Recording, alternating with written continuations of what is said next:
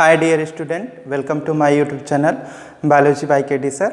आज के इस वीडियो सेशन में हम चर्चा करेंगे आनुवंशिकता हेरिडिटी पे। तो अभी तक मैंने आपको जो बताया कि जीवों के अंदर किस तरह से जनन की प्रक्रिया होती है, उसमें जो पेड़ पौधे होते हैं या फिर जंतु होते हैं, सबके अंदर जनन किस तरह से होता है। तो आज के इस वीडियो सेशन में हम चर्चा करेंगे कि जो जनन की क्रिया होती है उसमें आपने देखा कि जिस भी तरह के जीवधारी होते हैं उनसे उसी के जैसे नए जीव की उत्पत्ति होती है। तो अगर यहाँ पे हम चर्चा करें कि जीवों के अंदर जो जनन की क्रिया होती है उसमें किस तरह से एक जीवधारी से उसी के जैसे नए जीव की उत्पत्ति होती है, इसकी क्या वजह होती है या फिर क्या कारण होते हैं। तो सबसे पहले हम यहाँ पे बात कर लेते हैं कि आनुवंशिकता या फिर वंशागति होती क्या चीज़ है। आप इसे वंशागति भी कह सकते हैं। तो वंश का मतलब होता है, आप ऐसे समझिए, खानदान से होता है। जैसे लोग गाँव में कहते हैं कि ये हमारे ही खानदान के हैं, वंश के हैं, तो इसी से तात्पर्य है वंशागति से। तो गति का मतलब जाने से हो जाएगा। तो अगर माता पिता के लक्षण उनके बच्चों में चले जाते हैं तो इसी को हम लोग आनुवंशिकता या फिर वंशागति कहते हैं। तो ऐसा सभी जीवों के अंदर होता है, चाहे वो जंतु हों या फिर पेड़ पौधे हों या फिर वो मानव ही क्यों ना हो, सबके अंदर ऐसी प्रक्रिया हमें देखने को मिलती है। गांव में एक बहुत अच्छी चर्चित कहावत है कि जैसे ककरी वैसे बिया और जैसे माई वैसे धिया। इसका क्या अर्थ होता है कि मतलब जिसके माता पिता जैसे होते हैं उनके बच्चे भी सेम उनके ही जैसे होते हैं। ऐसा नहीं है कि एक गधे का बच्चा आदमी हो जाएगा या फिर आदमी का बच्चा गधा हो जाएगा, ऐसा नहीं हो सकता है। हाँ, वो नाम का गधा हो सकता है पर वो रियल में गधा नहीं रहेगा। तो इसका मतलब ये हुआ कि जिसके माता पिता जैसे होते हैं, जिस भी तरह के जीवधारी होते हैं वो अपने ही जैसे नए जीव को उत्पन्न करते हैं। इसी को हम लोग कहते हैं वंशागति। आखिर ऐसी कौन सी खास बात होती है जिसकी वजह से एक आदमी का बच्चा हमेशा आदमी ही होगा, मानव का बच्चा मानव होगा, एक आम के पेड़ से आम का ही पौधा तैयार होगा, नीम के पेड़ से नीम का ही पौधा तैयार होगा, एक बिल्ली से बिल्ली के बच्चे का जन्म होगा, साथ में अगर कुत्ते में इसी तरह से देखें उसमें भी इसी तरह की प्रक्रिया देखने को मिलेगी। तो कहने का मतलब कि ये सारी प्रक्रियाएं किन कारणों से हो रही हैं, कैसे हो रही हैं, इसकी क्या वजह है, कैसे हो रही है, ये तो हमने जनन में पढ़ रखा, लेकिन क्यों हो रही हैं, क्यों हमेशा एक जीव का बच्चा या एक जीवधारी का बच्चा उसी के जैसे नए जीवधारी को उत्पन्न करता है, ऐसी क्या वजह है, कौन सी वजह है, उसी विषय पे आज हम चर्चा करेंगे। तो आइए सबसे पहले हम यहाँ पे देख लेते हैं कि जेनेटिक्स और हेरिडिटी, वेरिएशन, ऐसे कुछ शब्द हैं जिसमें हम सबसे पहले बेसिक डिफरेंस हैं कुछ, उसको क्लियर करते हैं। तो सबसे पहले हम यहाँ पे चर्चा करेंगे आनुवंशिकता या फिर हेरिडिटी होती क्या चीज़ है। तो आनुवंशिकता का मतलब होगा कि जब जनक पीढ़ी के लक्षण एक पीढ़ी से दूसरी पीढ़ी में ट्रांसफ़र हो जाते हैं तो ऐसी स्थिति ही क्या कहलाती है, आनुवंशिकता कहलाती है, या फिर इसी को हम लोग कहते हैं वंशागति। तो जनरली क्या हुआ कि जब माता पिता के लक्षण एक पीढ़ी से दूसरी पीढ़ी के अंदर ट्रांसफ़र हो जाते हैं तो यही कैरेक्टर क्या कहलाता है, आनुवंशिकता कहलाता है, या फिर इसी को हम लोग बोल देते हैं क्या बोलेंगे, हेरिडिटी कहेंगे, या फिर इसी को कहेंगे वंशागति। अब इसमें जो वंशागति है और जो हेरिडिटी है दोनों के लिए सेम हेरिडिटी ही यूज किया जाएगा, लेकिन एक शब्द और होता है जिसे हम लोग कहते हैं आनुवंशिकी। आनुवंशिकी, इसके लिए एक टर्म यूज किया जाता है जेनेटिक्स। तो ये आनुवंशिकी जेनेटिक्स क्या होता है, तो इसको जानने के लिए आपको इन दोनों के बीच में जो बेसिक डिफरेंस है उसे क्लियर करना पड़ेगा। तो सबसे पहले अगर हम देखें तो जो आनुवंशिकता है और जो आनुवंशिकी है इसमें शब्दों में कुछ डिफरेंस आपको देखने को मिल रहा है, साथ ही इसकी डिफिनीशन में भी कुछ अंतर है। अगर माता पिता के लक्षण एक पीढ़ी से दूसरी पीढ़ी के अंदर ट्रांसफ़र होते हैं और उनमें समानता और असमानता होती है, जैसे आप देखते हैं कि कोई भी बच्चा है, अगर जनरली हम उनके माता पिता को जानते हैं तो उनको देख के पहचान जाते हैं कि लगता है कि आप उनके बच्चे हो, तो देखने से लगता है। इसी तरह से अगर आप, जाहिर सी बात है, एक आदमी के बच्चे को देखेंगे तो जान जाएंगे कि भाई ये आदमी ही है, गधा तो है नहीं। तो ऐसी स्थिति में आप देख के कैसे पहचान जाते हैं कि ये उसका बच्चा है, क्योंकि आपको जो जिससे कंपेयर कर रहे हैं दोनों में काफ़ी सिमिलरिटी देखने को मिलती है, काफ़ी समानता देखने को मिलती है, लेकिन हूबहू पूरी सिमिलरिटी नहीं होती है, कुछ थोड़ा बहुत कुछ अंतर भी होता है। तो समानता अर्थात वो उसके जैसा दिखेगा, असमानता मतलब बिल्कुल नहीं दिखेगा, थोड़ा बहुत अंतर होगा। तो इन दोनों का अध्ययन अगर हम एक साथ करें तो ऐसी स्थिति कहलाती है आनुवंशिकता, या फिर इसी को कहते हैं वंशागति, हेरिडिटी कहेंगे।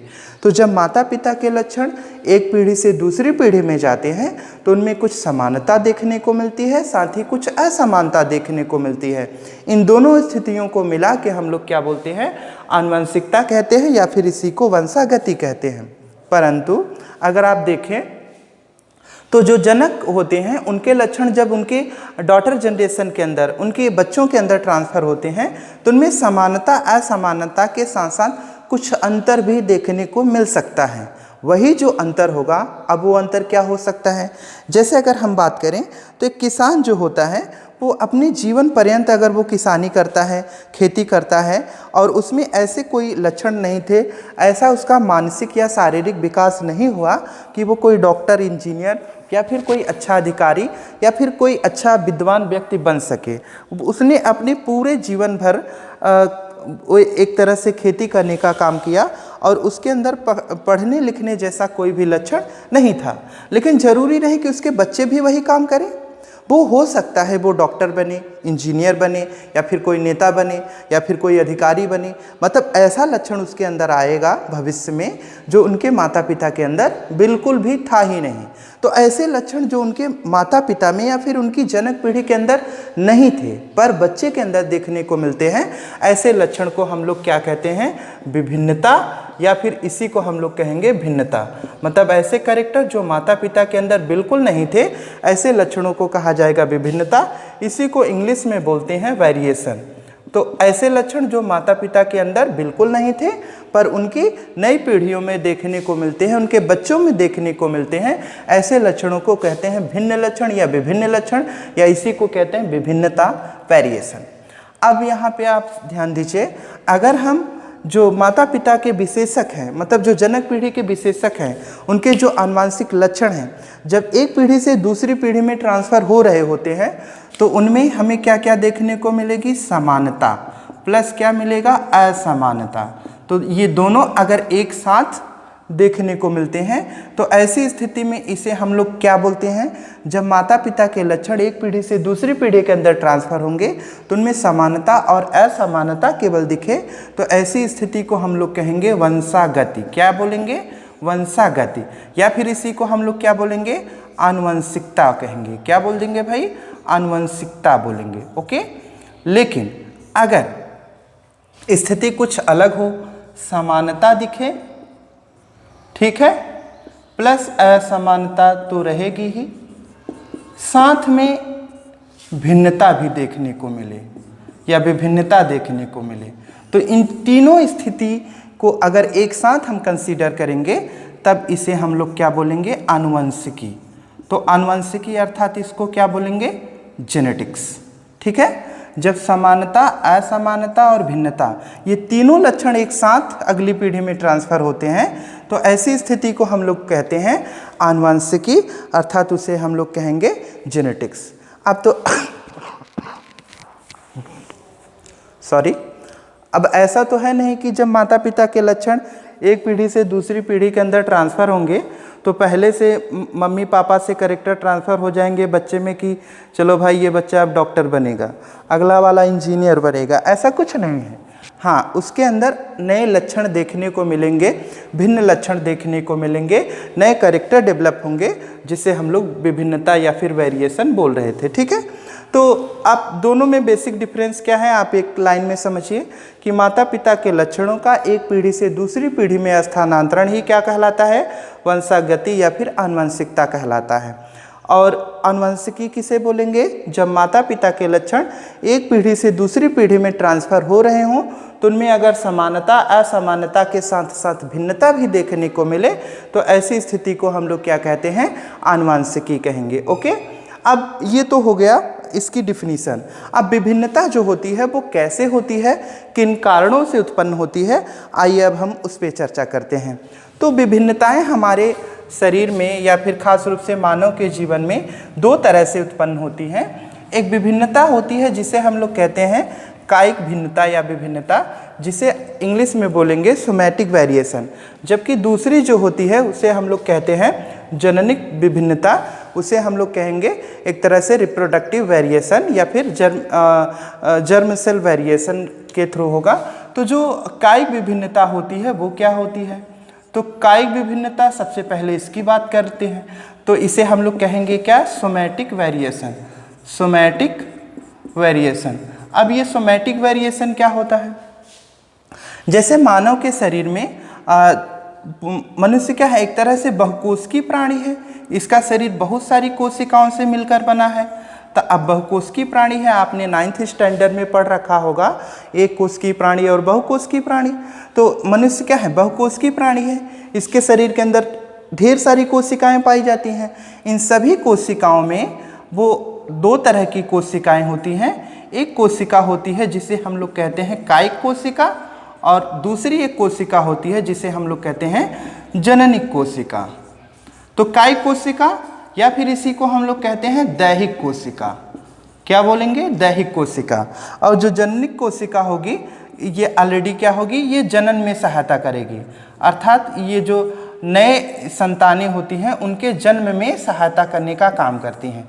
तो जो रिप्रोडक्टिव सेल होती है, अभी तक जो मैंने आपको बताया, जो अंडाणु की कोशिका होती है, शुक्राणु की कोशिका होती है, तो ये दो कोशिकाओं को हम लोग बोलते हैं जननिक कोशिका। जबकि जो शरीर की अन्य कोशिकाएं होती हैं जिससे हाथ पैर बाकी शरीर के दूसरे अंगों का निर्माण होता है, उसे हम लोग कहते हैं कायिक कोशिका। तो कायिक कोशिकाओं में जो विभिन्नता उत्पन्न होती है यह किसकी वजह से होगी? वातावरण के कारण। तो वातावरण में अगर कोई परिवर्तन आएगा, जैसे एग्जाम्पल के तौर पे हम देखें तो जनरली क्या होता है कि जब कोई एक सामान्य सा बच्चा अगर यहाँ अपनी नॉर्मली यूपी के अंदर रहता है, तो खास रूप से अपने ज़िले जौनपुर में रहता है, तो ऐसी स्थिति में उसके चेहरे का कलर यहाँ के लोगों के अनुसार होगा। अब वो अलग बात है कि उसके मम्मी पापा अगर गोरे थे तो हो सकता है वो भी गोरा हो, या फिर वो सांवले रहे होंगे तो उनका वो भी सांवला हो, वो अलग बात है। लेकिन अगर वही सेम बच्चा, कलर उसका जैसा भी है, गोरा है या फिर सांवला है, जैसा भी है, अगर वो किसी दूसरे शहर में जाए, एग्जाम्पल के तौर पे मुंबई चला जाए या विदेश चला जाए, अगर वो वहाँ से साल 2 साल 5 साल के बाद वापस लौटता है तो उसके चेहरे के कलर में आप देखते हैं काफ़ी आपको अंतर दिखाई देता है। उसके चेहरे में निखार सा आ जाता है, मतलब वो थोड़ा काला होता है, लेकिन जब वो 2-4 महीने बाद या फिर 2-4 साल के बाद अगर आता है किसी शहर से लौटकर, तो आप देखते हैं उसके चेहरे पे ऑटोमेटिक उसे किसी क्रीम या पाउडर की ज़रूरत नहीं होती है, वो ऑटोमेटिक थोड़ा सा गोरा सा दिखाई देने लगता है। ऐसी स्थिति किस वजह से आई? यह वातावरणीय दशा के वजह से उत्पन्न हुई, क्योंकि वहाँ का वातावरण इस तरह का था, वहाँ का नेचर इस तरह की थी कि वहाँ पे जो चेहरे में जो मेलानिन का सिक्रीशन था वो थोड़ा सा अलग हो गया और उसके चेहरे में थोड़ा सा निखार सा आ गया, जबकि यहाँ का इन्वायरमेंट ऐसा नहीं है। तो इस तरह से अगर शरीर में, चेहरे में, बनावट में या फिर कलर में किसी भी तरह का कोई डिफरेंस आपको देखने को मिल रहा है, शरीर की संरचना में किसी भी तरह का आपको डिफरेंस देखने को मिल रहा है, अंतर दिखाई दे रहा है, तो इस अंतर को हम लोग कहेंगे कायिक विभिन्नता या फिर इसी को कहेंगे दैहिक विभिन्नता। जबकि अगर हमें जनन कोशिकाओं में किसी भी तरह का अगर कोई अंतर दिखाई देता है तो वो अंतर किस वजह से होता है? अर्धसूत्री विभाजन के कारण। तो जो जनन कोशिकाओं के अंदर अंतर होता है, जनन कोशिकाओं में अंतर किस वजह से होता है? अर्धसूत्री विभाजन। तो अर्धसूत्री विभाजन मैंने ऑलरेडी आपको पिछले वीडियो लेक्चर में बता रखा है कि जब एक कोशिका से 4 कोशिकाएं बनती हैं तो चारों कोशिकाओं में गुणसूत्रों की संख्या क्या होती है? डिप्लॉयड की जगह हैप्लॉयड हो जाती है, द्विगुणित की जगह पे एकगुणित हो जाती है, अर्थात क्रोमोसोम नंबर घट जाते हैं। तो ऐसी स्थिति की वजह से जो जनन कोशिकाएं होती हैं, खास रूप से अंडाणु की कोशिकाएं, शुक्राणु की कोशिकाओं में जो गुणसूत्रों की जो संख्या घट जाती है और बाद में जब निषेचन की क्रिया होती है तो नर युग्मक मादा युग्मक दोनों आपस में मिलते हैं, तो ऐसी स्थिति के कारण जो अंतर दिखता है उसे हम लोग कहते हैं जननिक विभिन्नता। और जो शरीर की संरचना या बनावट में अंतर होता है वो वातावरण की वजह से उत्पन्न होता है, तो ऐसे अंतर को हम लोग कहते हैं कायिक विभिन्नता या फिर दैहिक विभिन्नता। तो मानव के अंदर खास रूप से जो विभिन्नताएं उत्पन्न होती हैं, जो वेरिएशन क्रिएट होता है, उत्पन्न होता है, वो 2 कारणों से ही उत्पन्न होगा। एक होगा कायिक और दूसरा होगा जननिक। 2 तरह की कोशिकाओं के द्वारा होगा। अब यहाँ पे अगर आप ध्यान दीजिए, जो जननिक विभिन्नताएं होंगी वो मैंने आपको बताया अर्धसूत्री विभाजन की वजह से उत्पन्न होगा, जबकि जो कायिक विभिन्नता उत्पन्न हुई वो किस कारण से उत्पन्न हुई, एक तरह से वो उत्पन्न हुई वातावरणीय दशाओं की वजह से। अब हम चर्चा करेंगे कि जो ग्रेगर जॉन मेंडल हैं उन्होंने अपनी कुछ खास रूप से अगर हम बात करें जो जेनेटिक्स है, तो जेनेटिक्स जो टर्म है वो किसके द्वारा उपयोग किया गया था। तो एक तरह से जो जेनेटिक्स आनुवंशिकी शब्द है, तो फिलहाल हिंदी में आनुवंशिकी शब्द वो तो एक तरह से ट्रांसलेट किया गया है। तो जो जेनेटिक्स टर्म है, ये जो जेनेटिक्स टर्म है इसका उपयोग विलियम बेटसन नामक साइंटिस्ट ने सबसे पहले किया था। तो विलियम बेटसन इन्होंने क्या किया था, सबसे पहले आनुवंशिकी शब्द का, जेनेटिक्स शब्द का उपयोग किया था। इन्हीं को हम लोग क्या बोलते हैं, फादर ऑफ मॉडर्न जेनेटिक्स। तो विलियम बेटसन को क्या बोलते हैं, फादर ऑफ मॉडर्न जेनेटिक्स कहते हैं। एक और वैज्ञानिक थे जिन्हें हम लोग कहते हैं ग्रेगर जॉन मेंडल। तो ग्रेगर जॉन मेंडल जो हैं इन्हें हम लोग कहते हैं फादर ऑफ जेनेटिक्स। तो फादर ऑफ जेनेटिक्स कौन है, ग्रेगर जॉन मेंडल, और मॉडर्न जेनेटिक्स आधुनिक आनुवंशिकी के पिता कौन है, विलियम बेटसन। तो इन दोनों में आप अंतर समझिएगा। तो यहाँ पे जनरली हम लोग इनकी बात कर लेते हैं। अब यहाँ पे आप चर्चा करेंगे कि जो मेंडल हैं उन्हें आनुवंशिकी का जनक कैसे कहा गया, किन कारणों से उन्हें आनुवंशिकी का जनक हम लोग बोलते हैं। तो एक तरह से जो नींव डाली थी, जो शुरुआत की थी आनुवंशिकी के विषय में सबसे पहले डिटेल में बताने की, तो मेंडल के द्वारा ही शुरुआत की गई थी।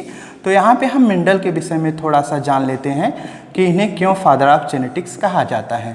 तो यहाँ पे अगर हम बात करें मेंडल की, तो इन्हें जनरली अगर मेंडल का जीवन काल देखें तो इनका जो जन्म था वो 1822 ईस्वी में हुआ था, जबकि इनकी मृत्यु 1884 ईस्वी में हुई है। ओके, तो ग्रेगर जॉन मेंडल का जन्म ऑस्ट्रिया देश के ब्रून शहर के सिलिसिया नामक गांव में हुआ था। ये काफ़ी गरीब परिवार से बिलोंग करते थे। जब इनकी शिक्षा कंप्लीट होती है तो ये अपने ही शहर में एक चर्च के अंदर पादरी की नौकरी करते हैं। तो जिस तरह से मंदिरों में पुजारी होते हैं और इसी तरह से मस्जिद में मौलवी होते हैं, सेम उसी तरह से चर्च में ये पादरी की नौकरी करने लगते हैं, जिसे हम लोग क्या बोलते हैं, गॉड बोलते हैं, फादर बोलते हैं। तो उसकी नौकरी ये करने लगते हैं। तो वहाँ पे जब ये चर्च के अंदर पादरी की नौकरी करने लगते हैं तो धीरे धीरे क्या होता है कि ये नौकरी करते समय ही उसी टाइम पे ये विदेश जाते हैं और वहाँ पे प्रकृति विज्ञान और गणित का अध्ययन करते हैं। तो इन्हें गणित और प्रकृति विज्ञान का भी अच्छा ज्ञान था। इस वजह से ये क्या करेंगे, बाद में चलकर उसी चर्च के बगल में एक छोटी सी पौधशाला तैयार करते हैं, नर्सरी तैयार करते हैं, जिसमें ये मटर के पौधे पे आनुवंशिकता के नियमों की खोज करने की कोशिश करते हैं। और 1856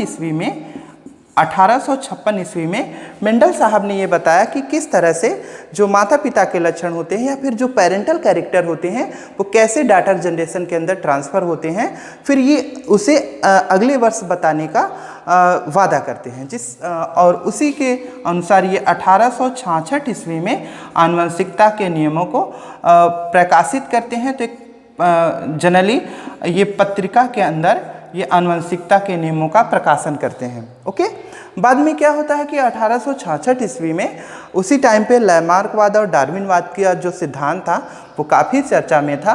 तो लोगों ने इनकी बातों पे ध्यान नहीं दिया और इनकी 1884 के अंदर क्या हो जाती है, मृत्यु हो जाती है। फिर क्या होगा, अभी जो काम हम लोगों को कर लेना चाहिए था, अगर शायद हम मेंडल की बात को 1866 में मान लिए होते, हम क्या बाकी देश के लोग या जो साइंटिस्ट उस समय पे थे, वैज्ञानिक जो थे, अगर इनकी बातों को समझ गए होते, मान लिए होते, तो आज पूरा का पूरा विश्व जो है विज्ञान के क्षेत्र में, खास रूप से जो कृषि के क्षेत्र में और बाकी चीज़ों में वो काफ़ी आगे होता। जो आज हम 34 साल बाद करते, शायद वो आज कर चुके होते। तो बाद में क्या होता है कि सन 1900 ईस्वी में 3 देशों के वैज्ञानिक होते हैं, जिसमें एक थे ऑस्ट्रिया के एरिक सरमैक, जर्मनी के कार्ल कॉरेंस और हॉलैंड के ह्यूगो डी व्रीज। ये तीनों वैज्ञानिक क्या करते हैं, पुनः एक साथ मिलकर ये तीनों वैज्ञानिक पुनः आनुवंशिकता के नियमों की खोज करते हैं और इनको वही परिणाम प्राप्त होता है सन 1901 के आसपास, जो 1866 में ग्रेगर जॉन मेंडल को मिल चुका था। तो 1900 में ये पुनः शुरुआत करेंगे। तो अगर आप यहाँ पे जनरली अगर इन दोनों के बीच में अगर आप गैपिंग देखेंगे तो 34 वर्ष का गैप आएगा, अर्थात 34 साल बाद 3 वैज्ञानिक मिलकर वही काम करते हैं जो अकेले ग्रेगर जॉन मेंडल 1866 में कर चुके थे। तो इन्हें काफ़ी तकलीफ़ होती है, सोचते हैं यार ये तो गलत हुआ, ऐसा नहीं होना चाहिए था। अगर हम 1866 में मेंडल की बात को समझ गए होते तो शायद आज हम लोग और बेहतर कर पाए होते और उसके आगे कुछ नई खोज करते। तो क्या किए थे ऐसा, क्यों हम लोग इनको पढ़ रहे हैं, ऐसी कौन सी वजह है? तो आइए हम आगे इस पे चर्चा करेंगे। तो 1900 ईस्वी में जो 1866 में किया गया था वही काम सन 1900 में 3 लोग मिलकर करते हैं और आनुवंशिकता के नियमों की खोज हो जाती है। पता चलता है कि मेंडल सही थे अपनी जगह पे, उन्होंने जो किया था वो सब कुछ सही था। अच्छा, मेंडल की मौत किस वजह से 1884 में हो जाती है? तो इनकी किडनी फेल हो जाती है, इनका वृक्क खराब हो जाता है, किडनी फेल्योर की वजह से इनकी 1884 में डेथ हो जाती है। तो इस तरह से जब तीनों वैज्ञानिकों ने पुनः आनुवंशिकता के नियमों की खोज की, तब से हम लोग ग्रेगर जॉन मेंडल को फादर ऑफ जेनेटिक्स कहते हैं। तो फादर ऑफ जेनेटिक्स मेंडल को कहा जाएगा और विलियम बेटसन ने इस पे और कार्य किया। मॉडर्न टाइम पे, आधुनिक समय में क्या क्या इसमें किए, उन्होंने काफ़ी कार्य किए। इस बिहाफ पे उन्हें हम लोग फादर ऑफ मॉडर्न जेनेटिक्स नाम दे देते हैं। अब यहाँ पे हम चर्चा करेंगे कुछ शब्दावली की, कुछ टर्मिनोलॉजी की। तो कुछ ऐसी शब्दावली हैं, कुछ ऐसे शब्द हैं जिनका उपयोग हम लोग जेनेटिक्स के अंतर्गत करते हैं और अगर उन शब्दों को हम जानें तो ऐसी स्थिति में हमें जेनेटिक्स को पढ़ने में काफ़ी आसानी हो जाती है। तो आइए उन शब्दों पे हम चर्चा करते हैं, वो कौन से शब्द हैं और उनका क्या अर्थ होता है। क्योंकि अगर हम इन शब्दों को जब तक नहीं जानेंगे समझेंगे तब तक हमें जेनेटिक्स को पढ़ने में थोड़ी परेशानी समझ में आएगी, हमें पूरा मैटर सही से क्लियर नहीं होगा। तो सबसे पहले आइए हम चर्चा करते हैं। यहाँ पे एक शब्द था कारक। तो एक शब्द का इन्होंने उपयोग किया था जिसे बोलते थे ये कारक, और इंग्लिश में इसे हम अगर देखें तो इसे फैक्टर कहा जाएगा। अब ये कारक क्या था? तो मेंडल साहब ने बताया कि जो जनक पीढ़ी के लक्षण होते हैं, जनक अर्थात माता पिता, जनक पीढ़ी के लक्षण जब संतति अर्थात बच्चों में जब ट्रांसफर होते हैं तो ये किसकी वजह से होते हैं, किन कारणों से होते हैं? कारक की वजह से।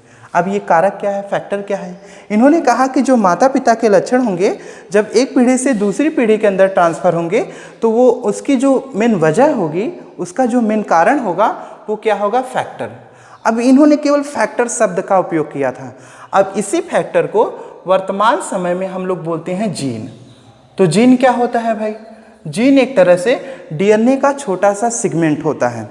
जैसे अगर हम डीएनए का स्ट्रक्चर बना दें, इस तरह का अगर हम डीएनए का स्ट्रक्चर बना दें तो डीएनए का वह भाग, वह छोटा से छोटा भाग जो किसी विशेष तरह के गुण के लिए जिम्मेदार होता है। तो जैसे मान लेते हैं ये छोटा सा पार्ट है डीएनए का और ये किसी विशेष गुण के लिए रिस्पॉन्सिबल है, किसी विशेष लक्षण के लिए जिम्मेदार होता है, इसी को हम लोग जीन कहते हैं। तो the parts of DNA that are responsible for a specific character is known as gene, आप ऐसे कह सकते हैं। तो जीन जो है वो कहाँ पर उपस्थित है? डीएनए के ऊपर। तो ये जीन ही माता पिता के लक्षणों को एक पीढ़ी से दूसरी पीढ़ी में ले जाता है।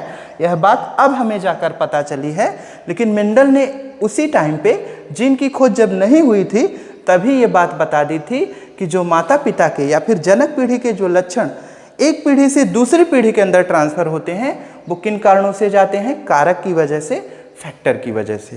क्लियर हो गया? तो माता पिता के लक्षण एक पीढ़ी से दूसरी पीढ़ी में किसकी वजह से ट्रांसफर होते हैं? कारक के कारण। और कारक शब्द किसके लिए मेंडल ने उपयोग किया था? जीन के स्थान पे उन्होंने कारक शब्द का उपयोग किया था। और जीन क्या होते हैं? आनुवांशिक गुणों के वाहक होते हैं, आनुवांशिकता की सबसे छोटी इकाई होती है, बेसिक यूनिट होती है। दूसरे शब्द का इन्होंने उपयोग किया था प्रभावी तथा अप्रभावी। तो ये प्रभावी तथा अप्रभावी क्या होता है? प्रभावी का मतलब होता है ऐसे लक्षण जो पहली पीढ़ी के अंदर दिखाई देते हैं। जो लक्षण पहली पीढ़ी में दिखाई देते हैं उसे हम लोग कहते हैं प्रभावी, और जो नहीं दिखाई देता है उसे हम लोग कहते हैं अप्रभावी। इसे इंग्लिश में बोलते हैं डोमिनेंट और रिसेसिव। तो अब यहाँ पे ध्यान दीजिए, जनक पीढ़ी की हम बात करें तो जैसे कैपिटल टी अभी मैं आगे से बताऊंगा। तो कैपिटल टी क्या है? शुद्ध लंबा अगर इसका क्रॉस हम शुद्ध बौने के साथ करा दें, मतलब एक पौधा काफ़ी लंबा है, इस तरह से एक पौधा लंबा है, अगर इसका क्रॉस हम एक छोटे से बौने पौधे के साथ में करा दें तो पहली पीढ़ी में ये, इसे हम लोग कहेंगे जनक पीढ़ी। ये क्या है? जनक पीढ़ी है। जनक अर्थात माता पिता वाला वो जनरेशन है। और अगर इसमें जो अगली जनरेशन होगी, अगला जो पौधा होगा, उसे हम लोग क्या कहेंगे? संतत कहेंगे। संतत का मतलब बच्चे होंगे इसके। तो यहाँ पे आप ध्यान दीजिए, जो शुद्ध लंबा पौधा है, अगर इसका क्रॉस हम शुद्ध बौने पौधे के साथ करेंगे तो ऐसी स्थिति में जो पहली पीढ़ी होगी, तो यहाँ पे इस तरह से क्रॉस कराया जाएगा, फिर इसका क्रॉस इस वाले के साथ कराएंगे तो ये वाला इस तरह का रिजल्ट आएगा। मतलब सेम रिजल्ट सब में एक जैसा ही आएगा। तो कैपिटल टी स्मॉल टी। तो आप देख रहे हैं, तो जो पहली पीढ़ी है इसे हम लोग कहेंगे जनक पीढ़ी। क्या बोलेंगे भाई? जनक पीढ़ी इसे कहेंगे। और उसके बाद ये वाला जो है इसे हम लोग बोलेंगे संतति पीढ़ी। क्या कहेंगे? संतत पीढ़ी। तो जब हम जनक पीढ़ी का संतत पीढ़ी के साथ क्रॉस करेंगे तो इसे हम कह सकते हैं पी जनरेशन, और इसे हम लोग कहेंगे क्या? F1 generation. तो पी माने पेरेंटल जनरेशन और F1 माने फर्स्ट फिलियल जनरेशन, अर्थात पहली जनरेशन। इसमें सभी पौधे क्या होंगे? सभी पौधे क्या होंगे? संकर लंबे होंगे। सभी पौधे संकर लंबे होंगे, अर्थात इनमें केवल लंबेपन का लक्षण दिखेगा और बौनेपन का लक्षण नहीं दिखेगा। तो लंबेपन का लक्षण दिखा और बौनेपन का लक्षण नहीं दिखा, तो ऐसी स्थिति अर्थात ऐसे लक्षण जो पहली पीढ़ी के अंदर दिखाई देते हैं उन्हें हम लोग क्या कहते हैं? प्रभावी। और जो नहीं दिखाई देते हैं उन्हें क्या बोलते हैं? अप्रभावी। तो आप देख पा रहे हैं कि जो पहली पीढ़ी के पौधे हैं, F1 पीढ़ी के जो पौधे हैं, उनमें केवल लंबेपन का ही लक्षण दिख रहा है और बौनेपन का लक्षण नहीं दिख रहा है। तो ऐसे लक्षण जो दिखाई देते हैं उन्हें प्रभावी, जो नहीं दिखाई देते हैं उन्हें अप्रभावी कहा जाता है। Characters that are seen only first generation are daughter generation is known as dominant character, and character that are not seen in daughter generation is known as recessive character. दूसरा इन्होंने जो शब्द उपयोग किया था उसे इन्होंने कहा था एलील तथा एलीलोमार्फ। अब ये एलील और एलीलोमार्फ क्या क्या मतलब होता है? तो एलील या एलीलोमार्फ का मतलब सामान्य सा होगा विपरीत लक्षण। विपरीत लक्षण का मतलब जैसे एक लक्षण इन्होंने लिया था शुद्ध लंबा और इसके ठीक विपरीत इन्होंने लिया शुद्ध बौना। ये दोनों एक दूसरे के विपरीत हैं। अब जाहिर सी बात है, जैसे यहाँ पे मैं एक ये लंबा है, ये लंबा है ना, देख रहे हैं ये लंबा है। अब इसका विवाह अगर हम एक बौने के साथ करा दें, मान लीजिए ये लड़का है लंबा है, लड़की नाटी है, तो ऐसी स्थिति में ये क्या है? दोनों विपरीत लक्षण है, अपोजिट कैरेक्टर है। तो इसी को हम क्या बोलेंगे? एलील या एलीलोमार्फ। तो मेंडल साहब ने क्या किया? कुल 7 कैरेक्टर, 7 विपरीत लक्षण चुने थे अपने प्रयोग में। मटर के पौधे पे इन्होंने रिसर्च किया था और 7 विपरीत लक्षणों को चुना और उन्हीं 7 विपरीत लक्षणों को इन्होंने क्या कहा? एलील या फिर एलीलोमार्फ। तो जो विपरीत लक्षण होते हैं, अपोजिट कैरेक्टर होते हैं, उन्हीं को हम क्या बोलते हैं? एलील या फिर एलीलोमार्फ कहते हैं। दूसरे नंबर पे नेक्स्ट अगर हम बात करें यहाँ पे, तो जो अगला टर्म इन्होंने यूज किया था उसे कहेंगे समयुग्मक और विषमयुग्मक, या समयुग्मजी विषमयुग्मजी। तो इसका क्या अर्थ होता है? समयुग्मजी विषमयुग्मजी, होमोजाइगस, या फिर इसी को दूसरा जो शब्द यूज किया जाएगा उसे बोलेंगे हेट्रोजाइगस। तो होमो का मतलब होगा एक जैसा, होमोजाइगस समयुग्मजी। ओके, समयुग्मजी, सम माने एक जैसा बराबर युग्मजी। तो समयुग्मजी क्या होता है? अगर जो युग्मक यहाँ पे लिए गए हैं, तो ये जैसे ये मान लेते हैं नर पौधा है, मेल गैमीट है, नर मतलब पुरुष वाला पौधा है, ऐसे समझिए। तो मेल गैमीट है, एक जैसा युग्मक है, दोनों कैपिटल टी है, प्रभावी लक्षण है। और यहाँ पे जो फीमेल है अर्थात जो मादा पौधा है, स्त्री वाला पौधा है, उसमें दोनों गैमेट क्या है? स्मॉल टी वाले हैं। तो ये दोनों क्या है? समान युग्मक हैं। यहाँ भी समान युग्मक है। तो इस तरह से अगर युग्मक एक जैसे होते हैं, पूर्ण रूप से प्योर होते हैं, शुद्ध होते हैं, तो उन्हें हम लोग क्या कहते हैं? होमोजाइगस कहते हैं। तो समान युग्मकों को समयुग्मजी, होमोजाइगस, अगर यहाँ पे हम इन दोनों का अगर क्रॉस कराते हैं तो यहाँ पे जनरली आप देखते हैं जब इनका क्रॉस कराया जाता है तो जो पहली पीढ़ी आती है यहाँ पे ये क्या है, डिफरेंट हो गया, एक कैपिटल टी है तो दूसरा स्मॉल टी हो गया। तो ऐसी स्थिति में इसको कहेंगे हेट्रोजाइगस। क्या बोलेंगे भाई, हेट्रोजाइगस। तो हेट्रोजाइगस का मतलब क्या हुआ, विषम युग्मक। क्या होगा, विषम युग्मक। तो एक जैसा युग्मक होगा तो उसे सम युग्मक, एक जैसा नहीं होगा तो उसे क्या बोलेंगे, विषम युग्मक। तो ये वाली जो स्थिति है इसे हम लोग कहेंगे विषम युग्मक। और यहाँ पे जनरली क्या होगा कि जो प्रभावी, ये सभी संकर पौधे हैं, संकर लंबे पौधे हैं, और यहाँ पे जो गैमिट है, जो जीन है, एक डोमिनेंट तो दूसरा रिसेसिव है। तो ऐसे लक्षण जिसमें पूर्ण रूप से शुद्धता नहीं होती है उसे कहते हैं विषम युग्मक। और ऐसे मतलब गैमिट या फिर ऐसे युग्मक जिसमें पूर्ण रूप से शुद्धता हो उसे हम लोग क्या कहेंगे, समयुग्मक ही कहेंगे, होमोजाइगस कहेंगे। ओके, अगला जो टर्म इन्होंने उपयोग किया था उसे इन्होंने कहा था एक गुण संकर, द्विगुण संकर और त्रिगुण संकर या फिर बहुगुण संकर। ये क्या होता है, तो यहाँ पे अगर आप देखें जनरली अगर हम एक ही विपरीत गुणों के बीच में अगर क्रॉस कराते हैं, संकरण कराते हैं, तो ऐसी स्थिति को कहेंगे एक गुण संकर, mono hybrid cross, mono, di, okay, और ट्राई या फिर पॉली। कई तरह के हैं, एक गुण संकर, द्विगुण संकर, त्रिगुण संकर और बहुगुण संकर। अब आप ऐसे समझ लीजिए कि लड़का मान लेते हैं, एक लड़का है और वो काफ़ी लंबा है, ठीक है, लंबा है भाई। तो अगर इसका विवाह हम एक छोटी सी नाटी सी लड़की के साथ करा दें तो फिलहाल हम उल्टा कर लेते हैं, लड़की लंबी है, लड़का नाटा है। थोड़ा सा कम अच्छा लग रहा था आप लोगों को, तो ये वाला कैरेक्टर हम ले लेते हैं। तो अगर ऐसे एक ही लक्षण, एक ही कैरेक्टर है तो इसे हम लोग बोलेंगे मोनो हाइब्रिड क्रॉस। क्या बोलेंगे, मोनो हाइब्रिड क्रॉस। मतलब लड़की की लंबाई ज़्यादा है, लड़का बेचारा नाटा है, और इन दोनों का विवाह अगर एक साथ कर दें तो ऐसी स्थिति को कहेंगे मोनो हाइब्रिड क्रॉस। अब पता चला ये एक कैरेक्टर है, लेकिन अगर लड़का लंबा है लेकिन ये लंगड़ा है तो दो लक्षण हुआ, एक तो लंबा है, दूसरा ये लंगड़ा है। लड़की बेचारी नाटी है और एकदम ठीक ठाक है, कोनो दिक्कत नहीं है इसको। तो ऐसी स्थिति में ये दो कैरेक्टर हुआ तो इसे बोलेंगे डाई हाइब्रिड क्रॉस। लंबा है, लंगड़ा है और दिमाग से पैदल है, तीन लक्षण हो गया।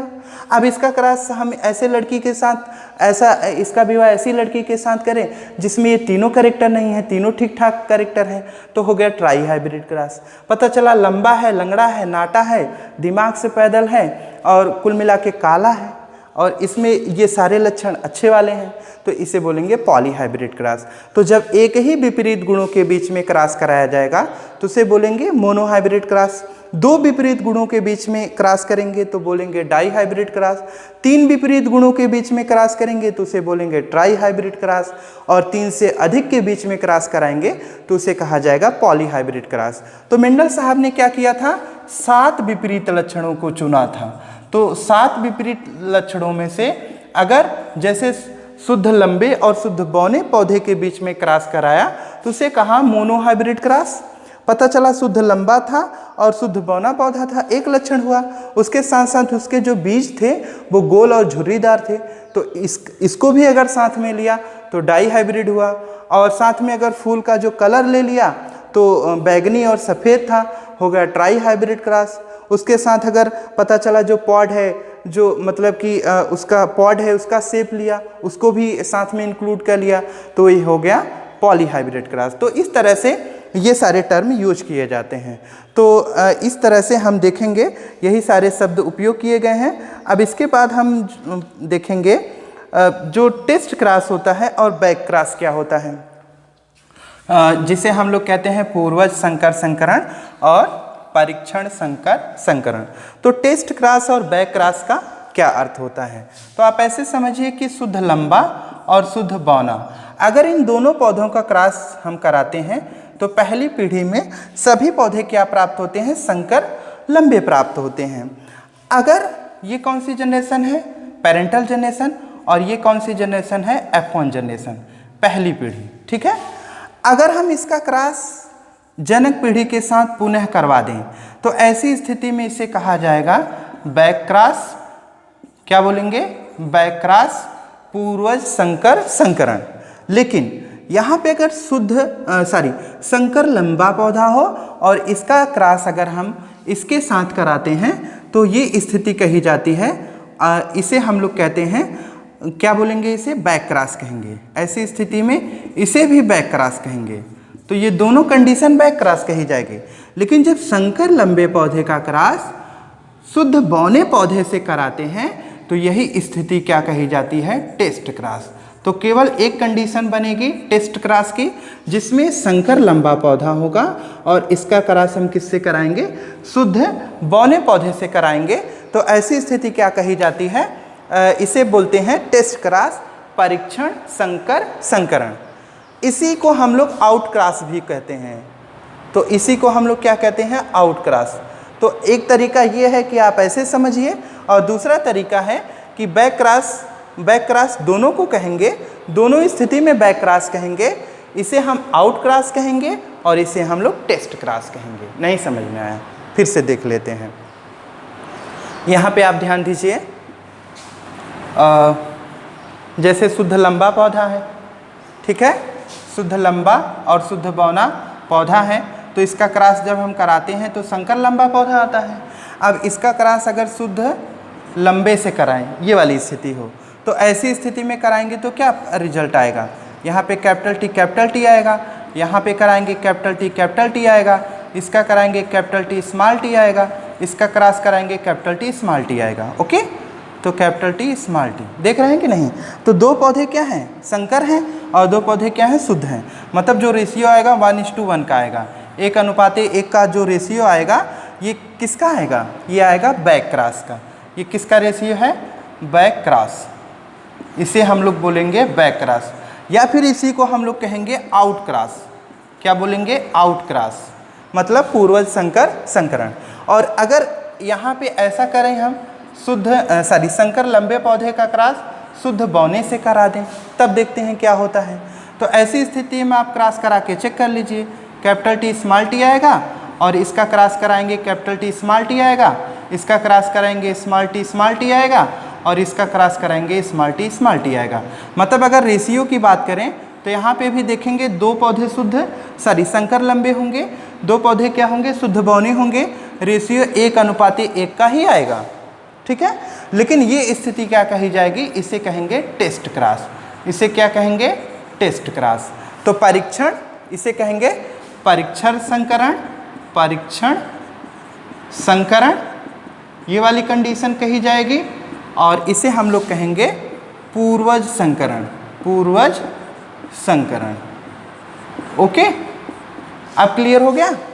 अब इस तरह से हम लोग इन दोनों को देख लेते हैं। इसके बाद हम लोग चर्चा करते हैं कि मेंडल ने अपने प्रयोग के अंदर अपने जो जेनेटिक्स का नियम है उसके अंतर्गत कुछ और टर्म्स यूज किए हैं, कुछ और शब्दावली का उपयोग किया,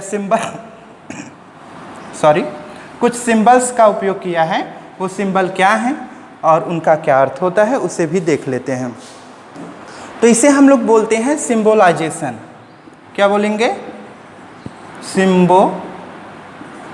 सिंबोलाइजेशन।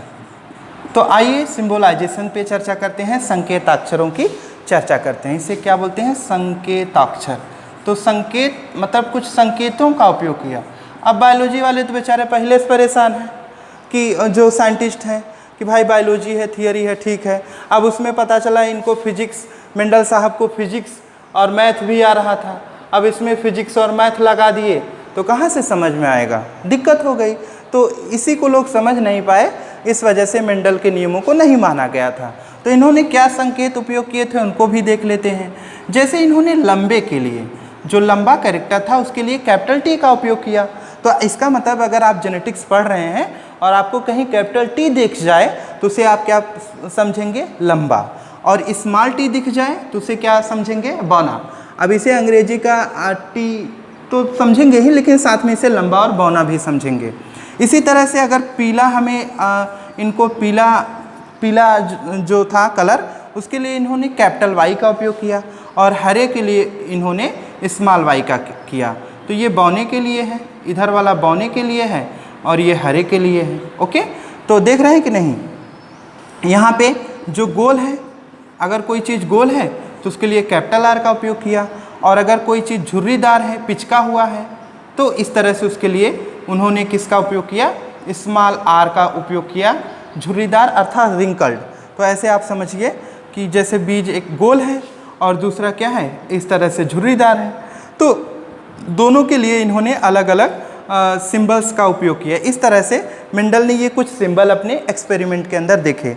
साथ ही इन्होंने देखा जो पेरेंटल जनरेशन थी और उसके साथ जो डॉटर जनरेशन थी, उसके लिए भी इन्होंने कुछ सिंबल्स यूज किए। जैसे हम बात करें तो जो पी है, इसे इन्होंने जनक पीढ़ी के लिए, किसके लिए भाई, जनक पीढ़ी के लिए इसका उपयोग किया। इसे हम लोग कह सकते हैं पेरेंटल जनरेशन। तो जो जनक पीढ़ी थी उसके लिए इन्होंने शब्द का उपयोग किया पी का, और जो डॉटर जनरेशन थी उसके लिए इन्होंने F1, F2 और F3 का उपयोग किया। तो ये 3 पीढ़ियों तक जनरली इन्होंने क्रॉस कराया। F1 मतलब पहली पीढ़ी, F2 मतलब दूसरी पीढ़ी और F3 मतलब तीसरी पीढ़ी। तो जो पहली पीढ़ी के पौधे थे उनके लिए इन्होंने F1 का, दूसरी पीढ़ी के लिए F2 का और तीसरी पीढ़ी के लिए F3 सिंबल्स का उपयोग किया। साथ ही जो जनक पीढ़ी थी, जो माता पिता वाली पीढ़ी थी, उसके लिए इन्होंने पीक सिंबल का उपयोग किया। तो इस तरह से ये इनका पूरा का पूरा मतलब जो जेनेटिक्स का बेसिक है वो मैंने आज आपको बताया। अब इन्होंने जनरली जो मेंडल्स लॉ है, जो नियम है, उसमें 3 तरह के नियम हैं, जैसे लॉ ऑफ डोमिनेंस है, लॉ ऑफ सेग्रीगेशन है, लॉ ऑफ इंडिपेंडेंट असार्टमेंट है। इसे हम लोग नेक्स्ट टर्न पे डिस्कस करेंगे। तो आज के लिए बस इतना ही। हाँ, यदि मेरा वीडियो आपको अच्छा लगा करे तो प्लीज़ इसे लाइक कर दिया करें और साथ में चैनल को जो लोग सब्सक्राइब नहीं किए हों सब्सक्राइब कर लें